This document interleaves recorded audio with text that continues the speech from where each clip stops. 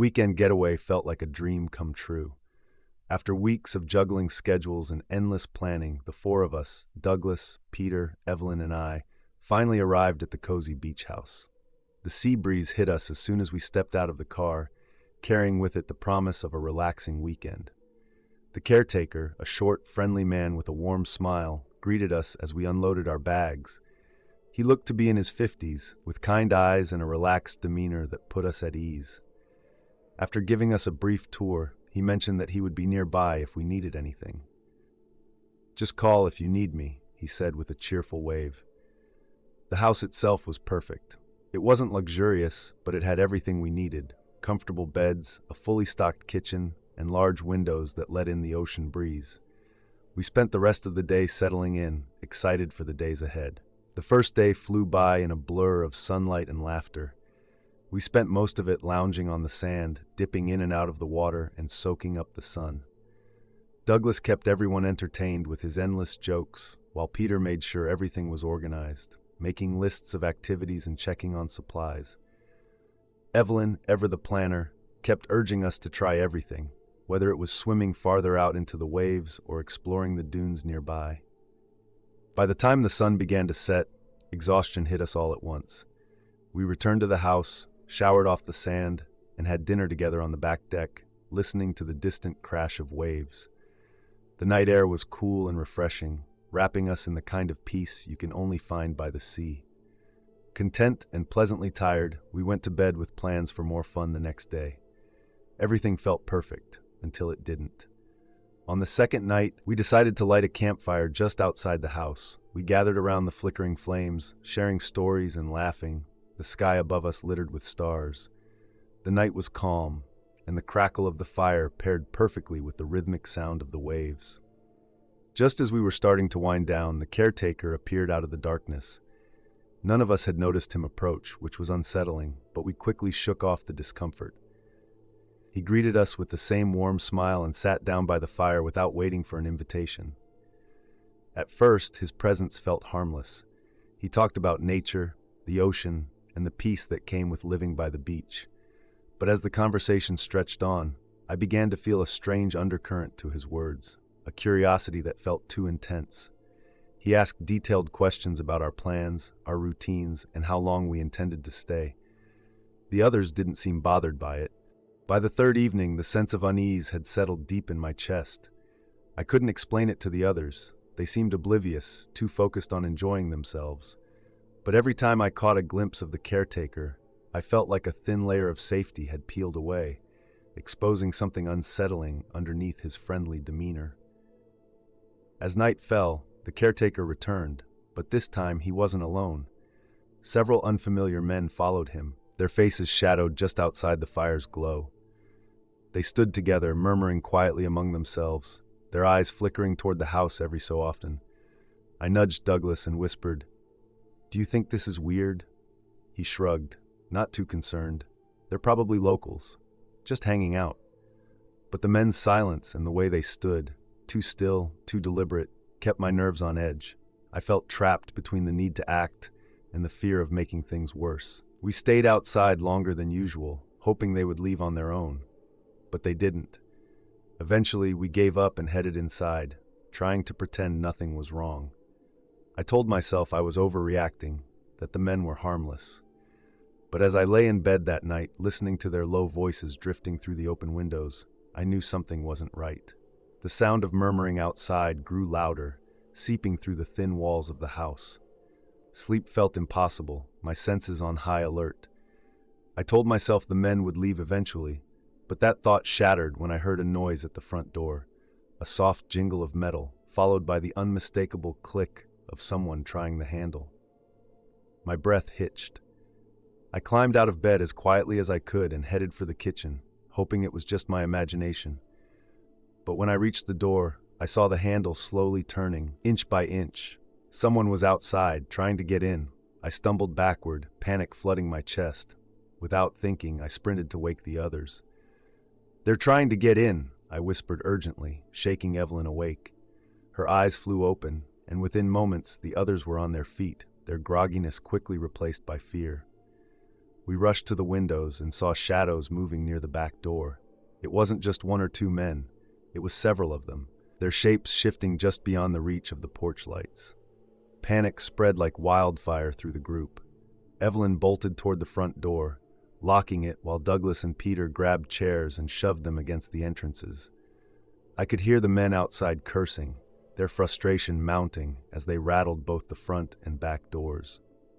"They're trying to force both doors at the same time," Evelyn cried, her voice strained with panic. The sounds of furniture scraping across the floor filled the house as we barricaded the doors with everything we could find: chairs, tables, even a heavy dresser from the hallway. My hands shook as I pushed against the door, feeling the weight of the men's efforts on the other side. Evelyn grabbed her phone with trembling hands and dialed the police.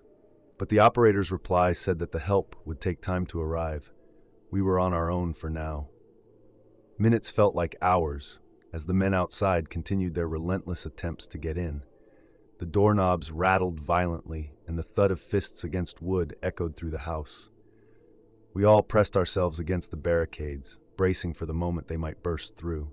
Then came the sound we had been dreading, a sharp crack as the glass of a window shattered. I turned just in time to see one of the men's hands reach through the broken pane, groping for the lock.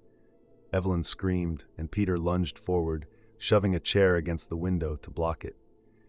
In the distance, faint at first but growing louder, we heard the wail of police sirens. The men outside cursed loudly, their voices sharp with frustration. Through the shattered glass, I caught a glimpse of them retreating into the shadows, disappearing into the night. My breath caught in my throat when I saw the caretaker among them. By the time the police arrived, the men were long gone, leaving behind only shattered glass and a house full of terrified people. The officers searched the area thoroughly, but there was no sign of the intruders or the caretaker. It was as if they had vanished into thin air, leaving no trace behind. We gave the officers a description of the caretaker, but they seemed skeptical. "We'll keep looking," one of them said, though his tone suggested they didn't expect to find much. The weight of what had happened settled over us like a thick fog. As the first light of dawn crept over the horizon, we decided to leave.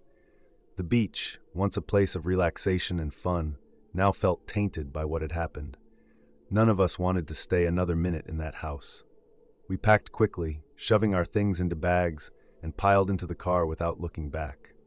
We stopped at a small cafe in the nearest town and spent a few minutes there and then returned home.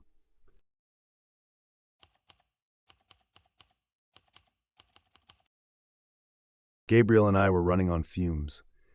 Work had been relentless for both of us, and it felt like the world wouldn't stop spinning unless we stepped away. When we found the listing for a quiet house just outside the city, it felt like a lifeline. Remote enough for peace, but close enough in case something came up. A perfect getaway. We arrived Friday afternoon, the air cool and crisp as we stepped out of the car. The house was beautiful, with large windows that filled the space with light.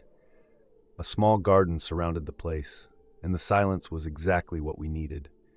No traffic noise, no crowds, just stillness. We spent the day exploring every corner of the house. The kitchen had everything we needed.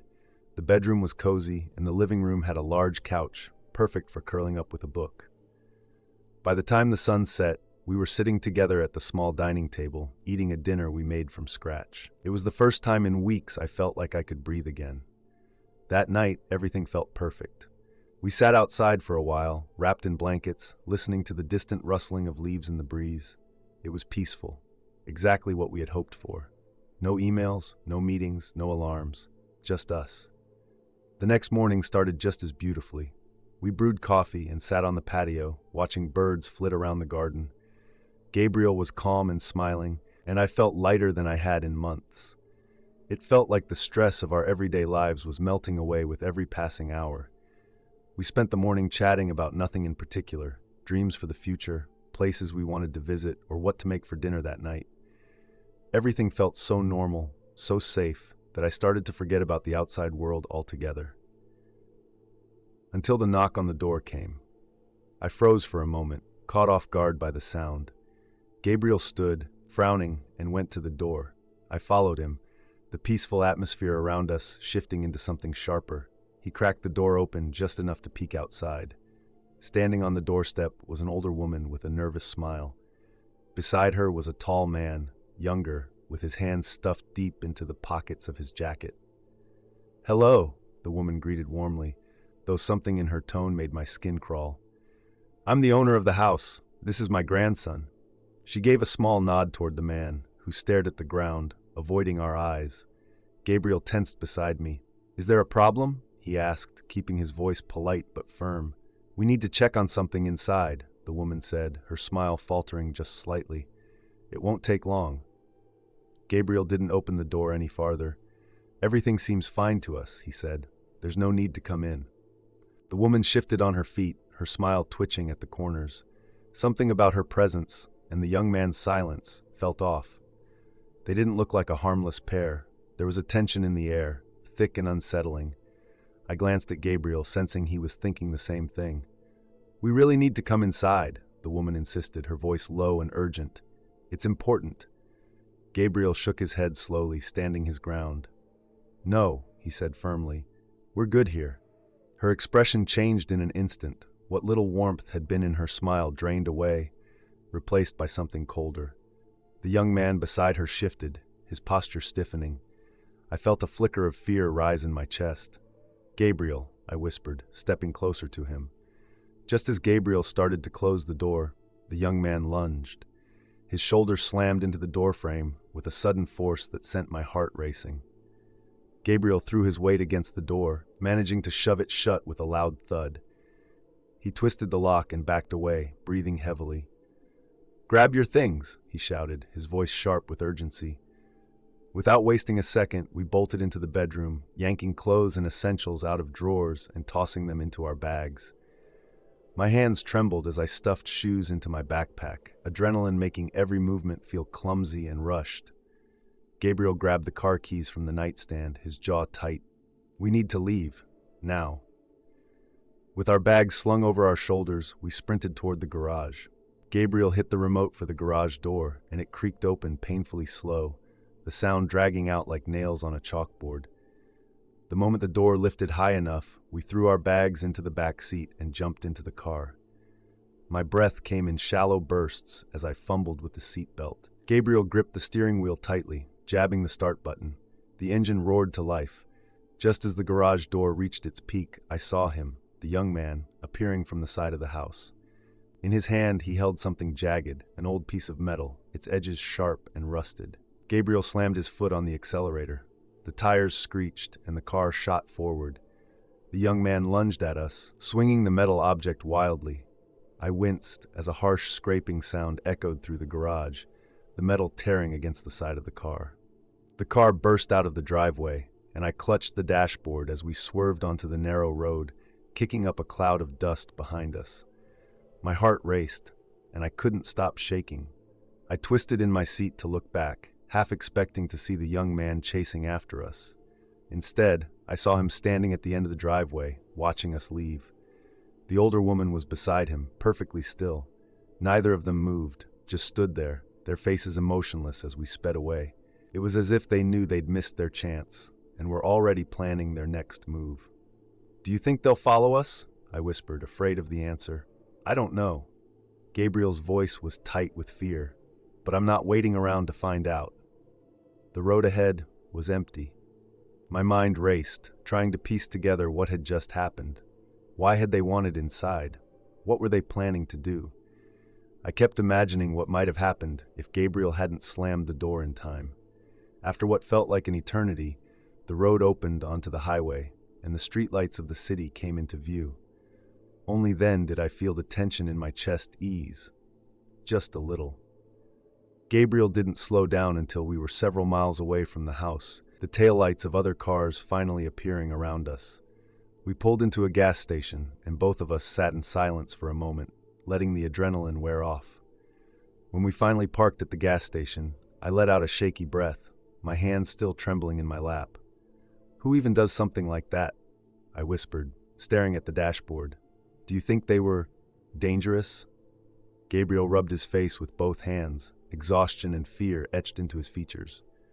"I don't know what they wanted," he said quietly, "but whatever it wasn't good. What if Gabriel hadn't been able to close the door in time?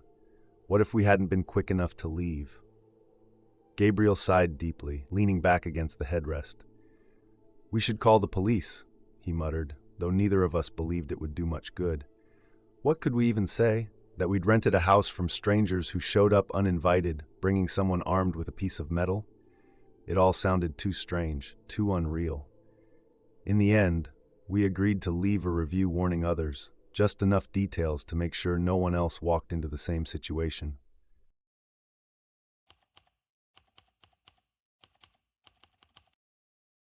Traveling alone suited me. After years of chasing noisy cities and crowded highways, I found peace in the remote, forgotten corners of the world. Solitude had become my friend, and the motorhome was more than just a vehicle. It was my sanctuary. I parked it wherever the road ended, places where the air was still, and I could listen to my thoughts. This new spot seemed perfect. The woods were thick and untouched by the hum of civilization. The only sounds were birds calling in the distance and the occasional breeze stirring the leaves. The sun had dipped low, casting soft shadows across the forest floor, and I busied myself with small routines, preparing a meal, tidying the space inside my motorhome. Everything about the place felt calm. As the night folded in around me, I found comfort in the familiar silence, ready to let the quiet of the woods lull me to sleep. I was just about to crawl into bed when movement at the edge of my camp caught my eye. A figure emerged from the shadows, an old woman, her frame thin and stooped under the weight of years. "Good evening," she said, her voice soft and distant like a breeze stirring dry leaves. "I come here often to give thanks to nature. I hope you don't mind me being here tonight." There was nothing aggressive in her tone, but something about the way she stood at the edge of the camp, half in shadow, half in the moonlight, made my skin prickle. Still, I told myself there was no harm in it. She was probably a local with strange but harmless habits. "It's fine," I replied. She smiled warmly, thanked me, and drifted back into the woods, vanishing into the night as quietly as she had appeared. I stood there for a moment longer, staring at the spot where she had been, wondering if I had just imagined the whole thing. The forest was silent again, and after convincing myself it was nothing, I returned to bed, hoping for an uneventful night. I woke suddenly to a noise I couldn't ignore, a high-pitched, eerie scream that pierced the stillness of the night. My heart jolted awake with me, and I sat up, straining to make sense of the sound. It echoed through the woods, distant but sharp enough to send a chill down my spine. I shifted toward the window, my pulse racing as I peeked outside. At first, I saw nothing but the pale glow of the moon illuminating the forest floor.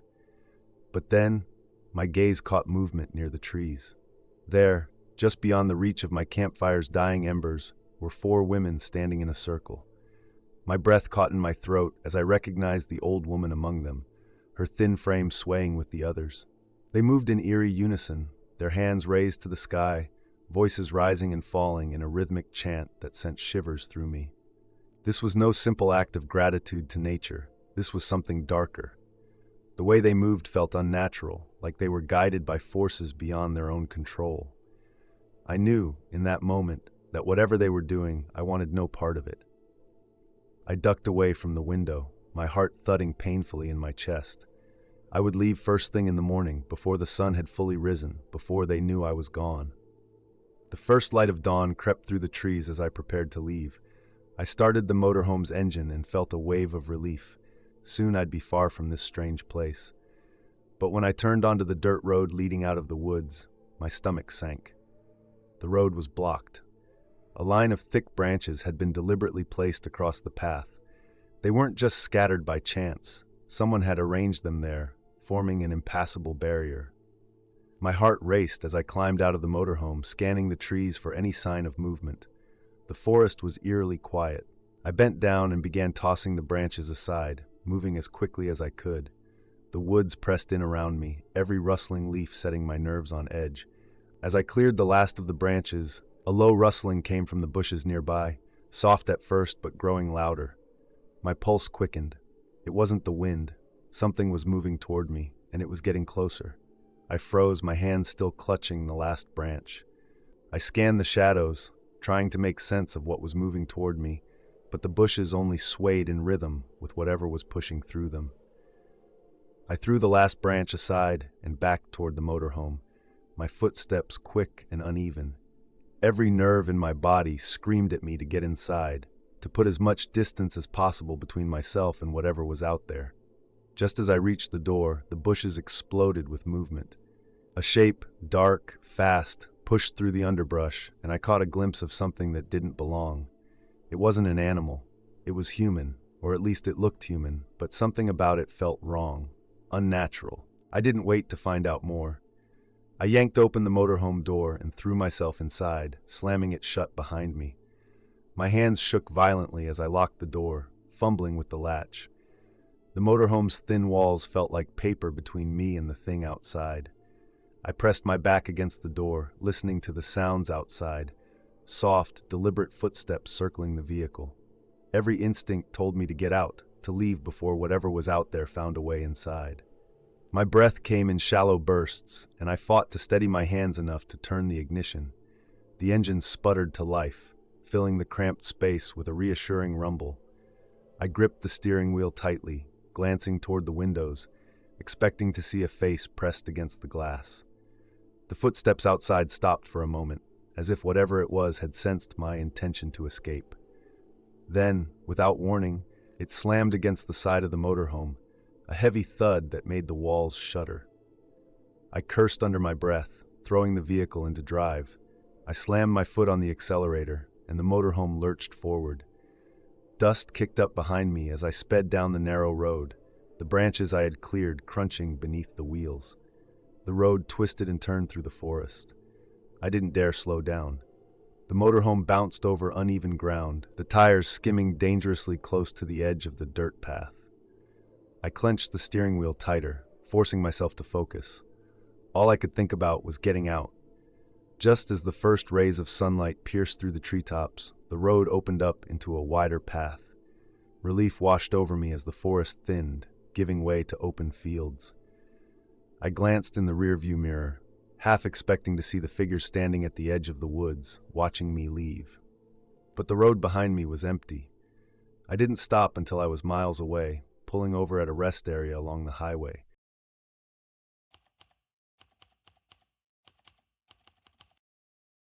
For 2 years, I believed I had found something rare with Carl: happiness. He was everything I had ever wanted in a partner: kind, thoughtful, and attentive. Our relationship grew naturally over time, and I felt secure with him.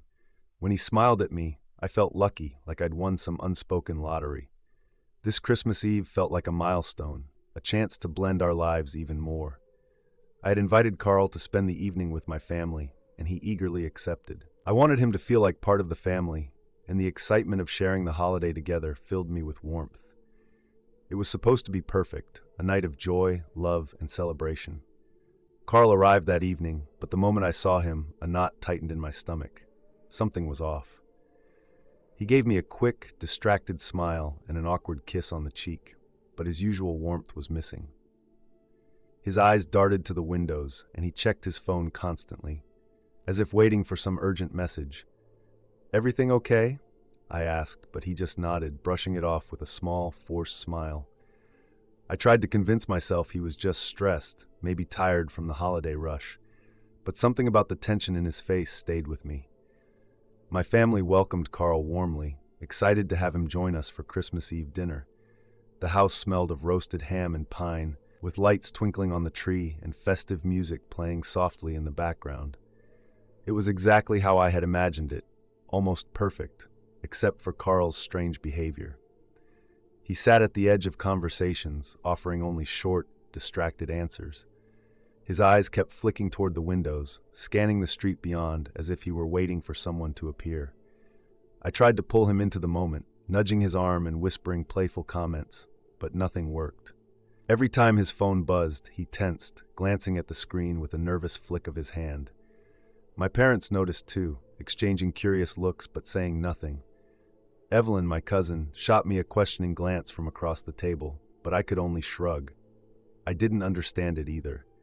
I wanted to enjoy the night, to ignore the growing sense of unease building inside me. but Carl's strange behavior hung over me like a shadow, impossible to shake. Just as my family gathered around the dining table, the sound of police sirens shattered the festive atmosphere. Blue and red lights flickered outside, cutting through the living room windows like jagged flashes of lightning. And I turned toward Carl. His face went white. He stood abruptly, his chair scraping loudly against the hardwood floor. Before I could ask what was happening, Carl grabbed my arm, his grip firm but desperate. "Don't tell them I'm here," he whispered urgently. His voice was low and full of panic, a stark contrast to the calm I thought I knew. "Carl, what's going on?" I whispered back, my pulse racing. "Please," he said, his eyes pleading. "Just don't tell them." Before I could answer, he turned and bolted upstairs, disappearing into one of the guest rooms. My mind reeled as I tried to make sense of what was happening. Why would Carl need to hide from the police? The sound of heavy knocks echoed through the house, and my father stood to answer the door, glancing at me with concern. When he opened it, 2 police officers stood on the porch, their faces serious but professional. "Good evening," one of them said. "We're looking for a man named Carl Anders. We have reason to believe he's here." My father's brow furrowed, and he glanced back at me, confusion written across his face. My mother shifted uneasily, sensing something wasn't right. None of them knew what to say. Carl had been a welcome guest in our home just moments ago, but now he was the reason police officers were standing on our doorstep. "We don't know anyone by that name," my father finally said, his voice steady but hesitant. The officers exchanged skeptical glances, clearly unconvinced. One of them took a step forward, his eyes scanning the room behind my father. "We have reason to believe he's inside," he said. "We just need to confirm." I stood frozen, torn between loyalty to Carl and the growing fear gnawing at my gut. The officers were patient but persistent, their presence a cold reminder that something serious was unfolding. Just as I thought they might leave, a small voice broke the tension. "He's hiding in my room," my 3-year-old nephew said, pointing toward the stairs with innocent certainty. A chill ran through me. The air in the room shifted, the festive warmth replaced by a cold, suffocating silence. My parents exchanged stunned glances, and the officers didn't wait another second. They nodded to each other and headed upstairs, their boots thudding heavily against the wooden steps. We all stood frozen as the officers disappeared upstairs, their footsteps heavy and deliberate. My nephew, unaware of the storm his innocent words had unleashed, went back to playing with his toy car on the floor. The silence in the room was unbearable.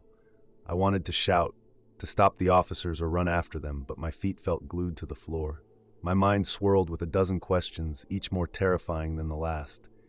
What had Carl done? Why was he running?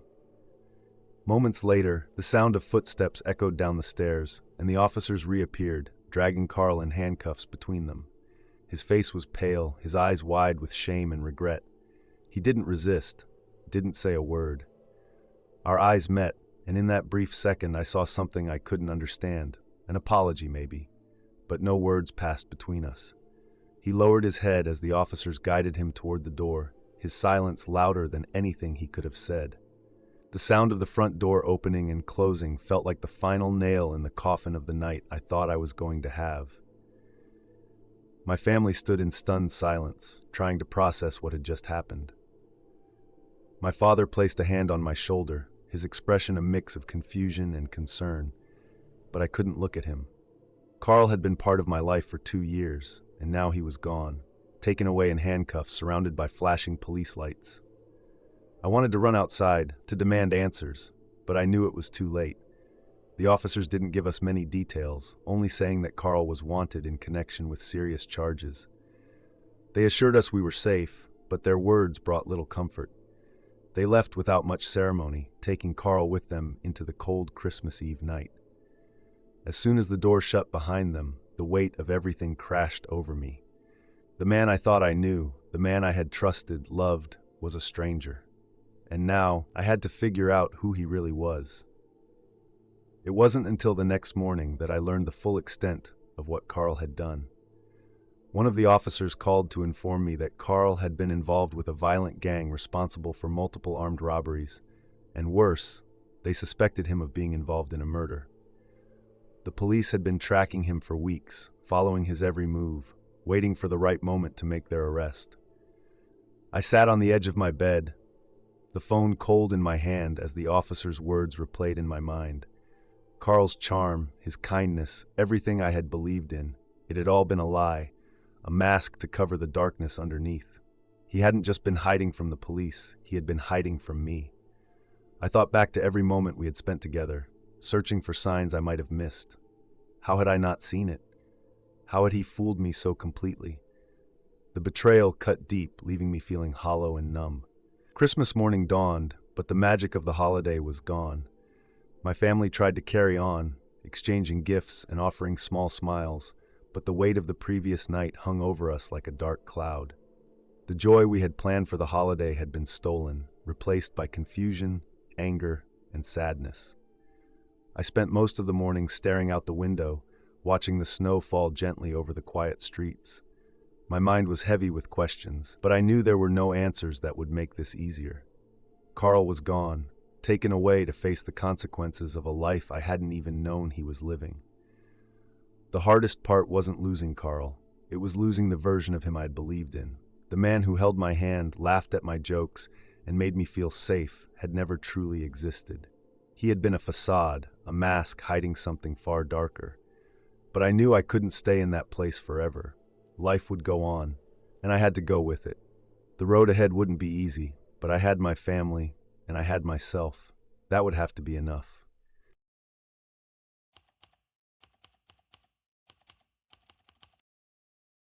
The road stretched endlessly under the night sky, and after hours of driving, exhaustion clung to me like a weight.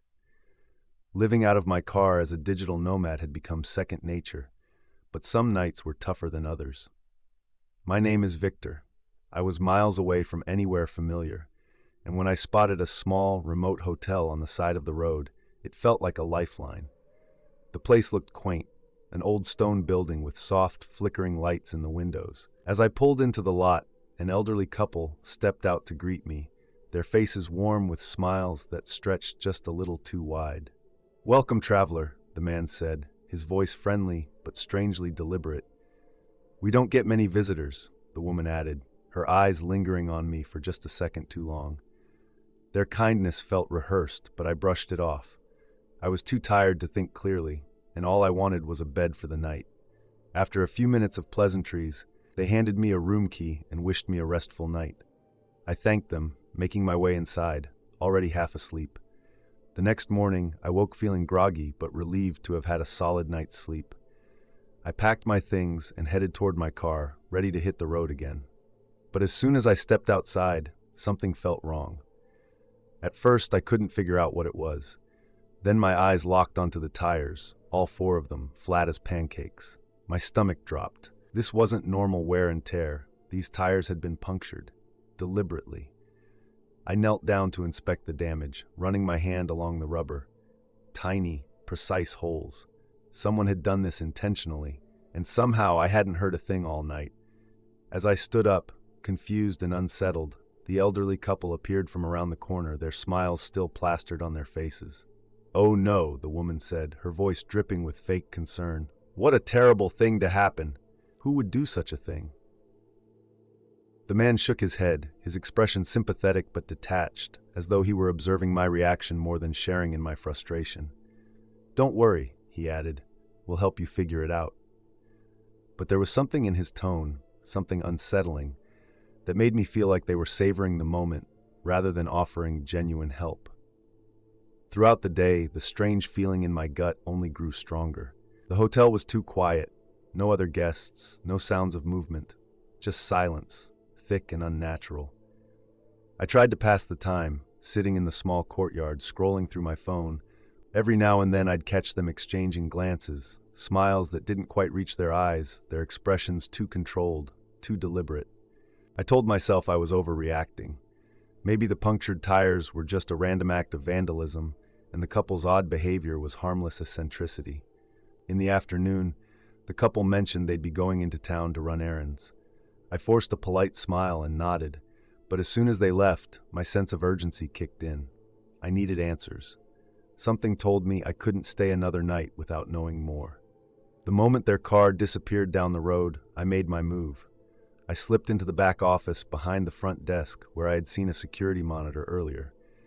I knew it was a gamble, but I couldn't leave without knowing what had really happened to my car. The monitor buzzed softly as I cycled through the footage from the previous night. My heart pounded harder with each passing second until I saw it. There they were, the elderly couple, shrouded in darkness, methodically puncturing each of my tires. The woman held a small tool, working slowly, while the man kept watch, his head turning toward my room every so often. They moved with eerie calm, as if this were just another routine chore. My breath hitched as the realization sank in. This wasn't random. They had planned this, and they had done it with cold precision, without a hint of hesitation. I backed away from the monitor, the room spinning around me. Whatever game they were playing, I was in the middle of it, and I had no intention of sticking around to find out the rules. My hands trembled as I locked the office door behind me, my mind racing. There was no way I could stay here another night. Not after what I'd seen. They had sabotaged my car for a reason, and I wasn't about to find out what it was. I fumbled with my phone, dialing my closest friend. "I need you to bring a tow truck. Right now." My voice came out low and shaky, panic barely held in check. I gave him the address and tried to explain the situation, but the words felt jumbled, like my fear was clouding my thoughts. My friend, sensing the urgency in my voice, didn't ask too many questions. "I'll be there as fast as I can," he promised. Relief flickered briefly, but it didn't last. The clock was now my enemy. Every second that ticked by felt like an eternity, the silence of the hotel pressing down on me like a weight. I returned to my room, pacing the small space as the hours crawled by. I couldn't stop thinking about the way they had slashed my tires, so calm, so deliberate. The minutes dragged painfully. What had they planned? Were they trying to trap me here? My mind spiraled, conjuring dark possibilities. I packed my bag, keeping it by the door, ready to leave the moment my friend arrived. I tried not to think about what would happen if the couple came back before then. I couldn't face them, not with what I now knew. The sound of a tow truck rumbling up the driveway jolted me out of my panic. I grabbed my bag, practically flying down the stairs. The sight of my friend standing by the truck was the first real relief I'd felt all day. "We have to go, now," I urged, throwing my bag into the truck. My friend gave me a concerned look, but didn't argue. We worked quickly, hitching my car to the truck. Every second out in the open felt like a risk. Just as we secured the car and climbed into the truck, I caught a glimpse of headlights flickering in the distance. The couple was coming back. My heart seized. We didn't wait.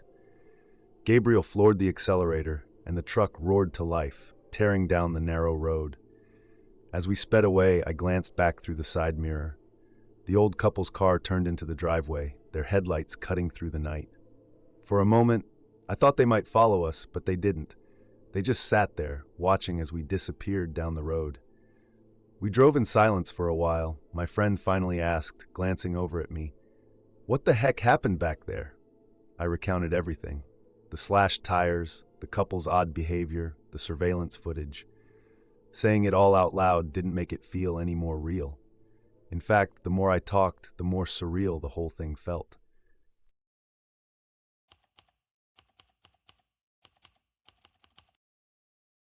Desperation can cloud your judgment. I was running out of time and options, and I needed a car fast. My budget was tight, too tight for anything reliable at a dealership. After countless hours scrolling through online listings, I felt my hope slipping away. Every car that looked promising was either too expensive or gone the moment I inquired about it. Then I found it, a car listed on Craigslist at an unbelievable price. It seemed almost new, with low mileage and no visible issues. The description was sparse but convincing enough. I stared at the screen, rereading the post, waiting for some red flag to jump out. There was nothing obvious. It felt too good to be true, but I couldn't let the opportunity pass. I reached out to the seller, hoping for a reasonable explanation for the low price. His response came quickly, polite but brief. He insisted on meeting late at night in a remote part of town, which made my skin crawl. Every instinct told me to pass, but the need for a car overpowered my doubts. I knew it wasn't smart to go alone, so I convinced a friend to come with me. We drove to the meeting spot, a desolate industrial area on the outskirts of town. The streets were eerily quiet, lined with darkened warehouses and chain-link fences.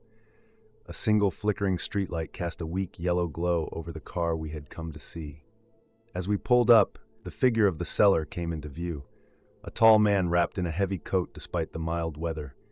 He stood next to the car, his hands tucked into his pockets, waiting silently. The sight of him made me uneasy. Something about his stillness felt unnatural, like he was too calm, too composed. We stepped out of the car, and he greeted us with a nod, his expression unreadable. My friend shot me a glance, silently questioning if we should go through with this, but I was already too deep. We had come this far. I had to see it through. The man wasted no time. He handed over the keys and the paperwork, both of which looked legitimate at a glance. His responses to my questions were brief and evasive, as if he wanted to be done with the interaction as quickly as possible. When I asked why he was selling the car so cheap, he paused for a moment, as if deciding how much to tell me.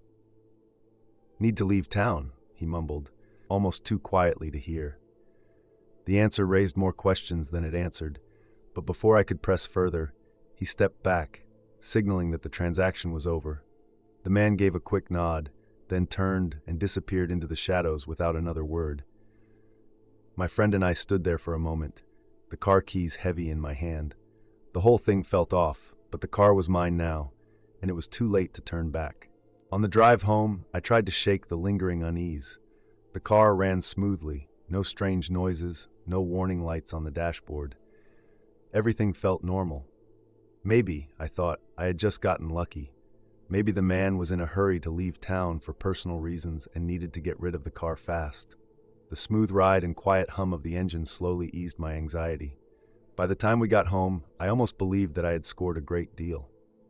My friend joked that it was the weirdest car sale he'd ever been part of, but we laughed it off, convincing ourselves it was just an odd experience. But even as I locked the car and headed inside, I couldn't shake the feeling that something wasn't right. It hovered in the back of my mind like a dull headache, impossible to ignore, but not urgent enough to address. The next morning, that nagging sense of unease gnawed at me. I tried to ignore it, telling myself it was just paranoia, but something kept pulling me toward the car. I decided to give it a thorough inspection, just to put my mind at ease. I started with the basics, checked the tires, the engine, even peeked under the seats. Everything seemed fine. But when I opened the trunk, my heart dropped. Inside was a heavy, tightly bundled tarp.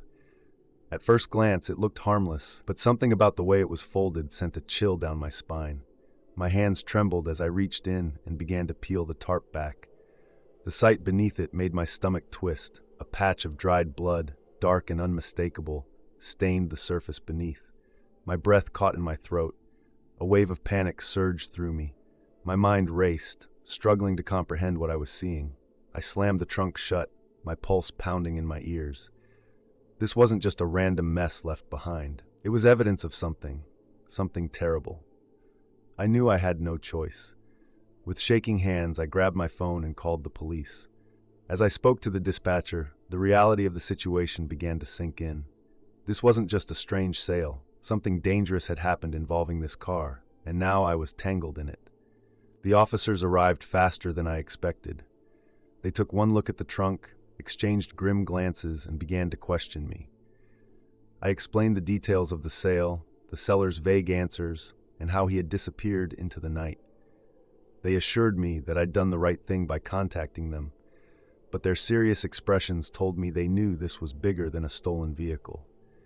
They towed the car away, promising to investigate. The blood in the trunk wasn't just a strange detail. It was evidence in what could be a serious crime. The officers left me standing there, numb and shaken, as the car was hauled away. Later that day, I received a call from one of the officers. "We ran the car's VIN," he said, his voice heavy with something that sounded like concern. "It's connected to an open investigation, a serious one."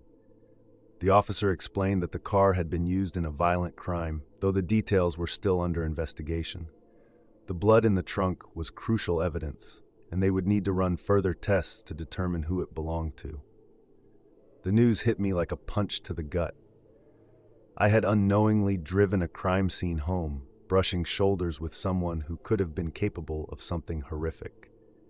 My mind replayed the interaction with the seller, his quiet demeanor, his strange insistence on meeting at night, and the way he disappeared without a trace. I realized how close I had come to something far darker than I ever expected. If the seller had done something terrible, what stopped him from doing the same to me? Days passed, and the police tried to track down the seller, but he had vanished. No phone number, no address, nothing to identify him. It was as if he had stepped out of the shadows for one night and disappeared back into them, leaving no trace behind. The open-ended nature of the situation left me haunted. Every time I thought back to the sale, I wondered who the man really was, what he had done, and most chilling of all, what would have happened if I had questioned him too much that night. Even after the police reassured me that I wasn't a suspect, the experience left a mark. It wasn't just the crime that disturbed me. It was the unsettling realization that I had been so close to danger without even knowing it.